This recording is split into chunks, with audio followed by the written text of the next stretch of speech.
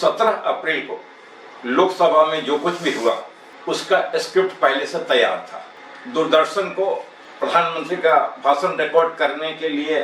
Script लिखने का निर्देश दे दिया गया था और बीजेपी के महिलाओं को संसद के मकर द्वार पर जाकर तख्तियां लेकर के कांग्रेस के विरोध में नारे लगाने के लिए तैयार रहने के लिए कह दिया गया था। सब कुछ वैसा ही हुआ। महिलाओं ने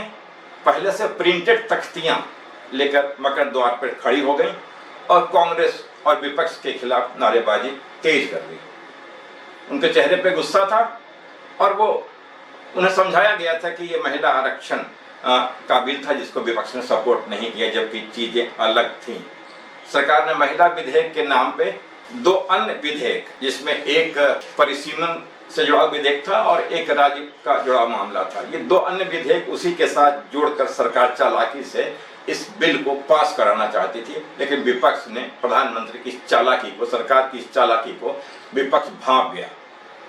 विपक्ष अलर्ट हो गया, संगठित हो गया और उसने प्रधानमंत्री के इस मंसूबे को खत्म करने के लिए आपस में संगठित होकर के विरोध प्रकट करना शुरू किया। अगर ये परिसीमन विधेयक लागू हो जाता तो संसद में 850 सीटें हो जाती, ऐसा उस प्रपोजल में लिखा गया था। लेकिन उसके लिए न तो कोई बहस की गुंजाइश छोड़ी गई और न ही उसके लिए ऑल पार्टी मीटिंग की गई और न उसके लिए जो दूसरी औपचारिकताएं हैं संसद की वो भी पूरा नहीं किया गया। सरकार इसको ऐसे ही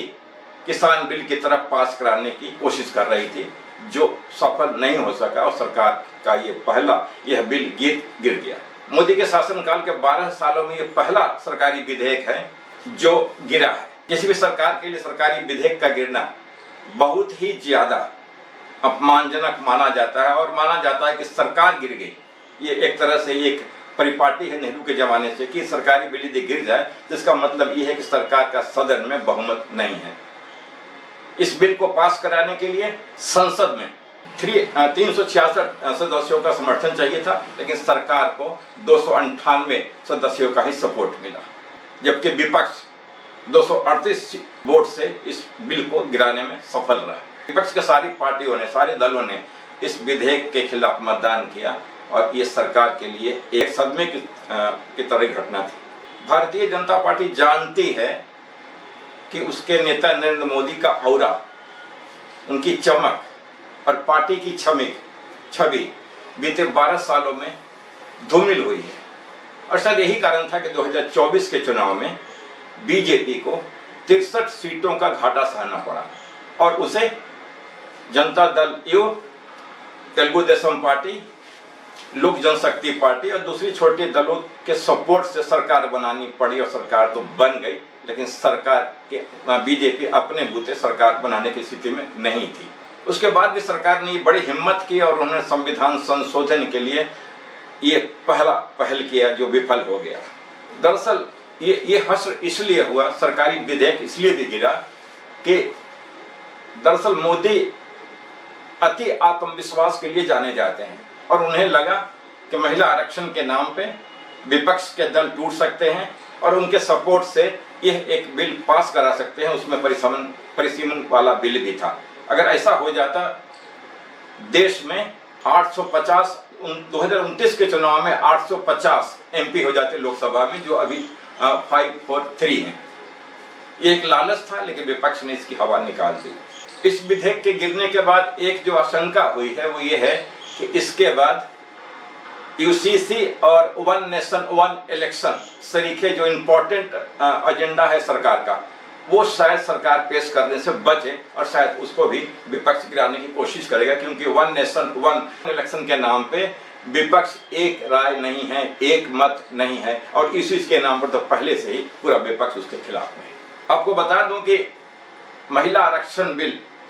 2023 में ही पास कर दिया गया था, दोनों सदनों में सर्वसम्मति से, बल्कि राज्यसभा में तो सर्वसम्मति से और लोकसभा में भी लगभग सहमति से, सर्वसम्मति से बिल पास किया गया था और वो बिल पास हो गया और 28 सितंबर को राष्ट्रपति द्रौपदी मुर्मू ने उस विधेयक पे साइन कर दिया था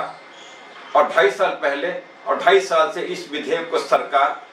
लेकर बैठी रही और इसका खुलासा नहीं किया, जबकि 2.5 साल पहले ही इसको कानून का रूप दे दिया गया था। अभी उसने सरकार ने कहा चला कि ये कि इस विधेयक को जिस दिन संसद की बहस शुरू हुई 16 तारीख को, उस दिन रात 10 बजे इस विधेयक का नोटिफिकेशन, जिसको हम गजट नोटिफिकेशन कहते हैं, राष्ट्रपति भवन के थ्रू होम मिनिस्ट्री से जारी किया गया। इस पे सरकार की चालाकी ये थी कि सरकार फंस रही थी कि जब विधेयक पास हो चुका है तो दूसरे विधेयक की क्या जरूरत थी, लिहाजा वो उस विधेयक को निरस्त कर दूसरे विधेयक को पास करने की कोशिश कर रही थी, लेकिन ऐसा नहीं हो पाया क्योंकि वो कानून बन चुका था।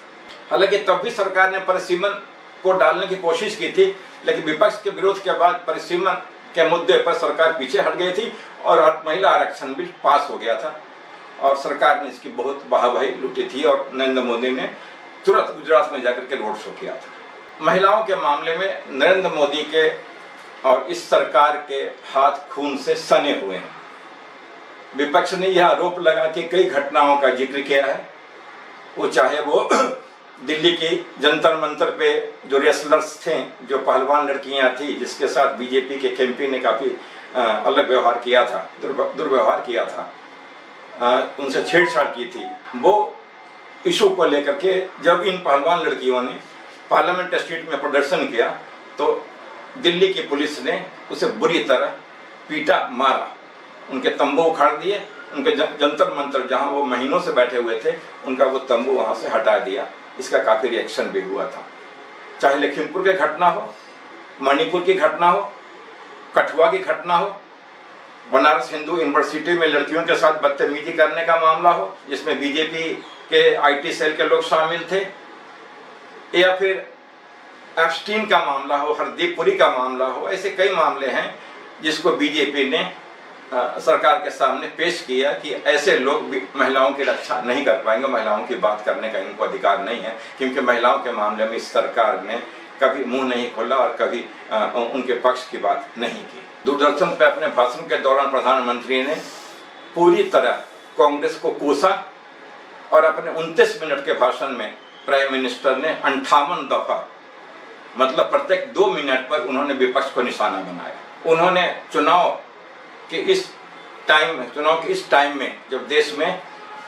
एक मॉडर्न कोड ऑफ कंडक्ट जारी है, उस स्थिति में प्रधानमंत्री ने पब्लिक ब्रॉडकास्ट का मिसयूज किया और ये चुनाव आचार संहिता के खिलाफ है। इस इशू को लेकर के राज्यसभा के CPI के सांसद पी संतोष कुमार ने सरकार आयोग को, चुनाव आयोग को पत्र लिखा है और मल्लिकार्जुन खड़गे ने भी कहा है एक ट्वीट में कि सरकार ने उस राष्ट्र के नाम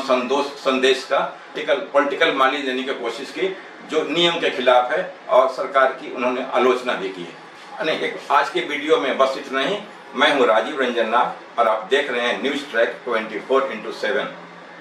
हमारे चैनल को सब्सक्राइब करिए और शेयर करिए। बहुत शुक्रिया आपका।